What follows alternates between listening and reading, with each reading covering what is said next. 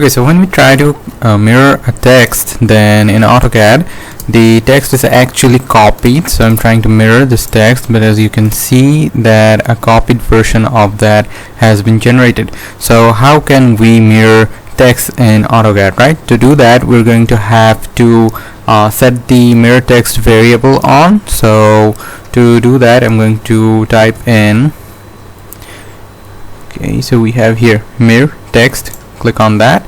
Now to activate this variable, you need to type in 1, hit enter. There we go, it is done. Now I'm taking the mirror command using the shortcut MI. Now I am going to select this text, and let's say my mirror is going to be here. There we go, no, and it's done. As you can see, the text is now mirrored.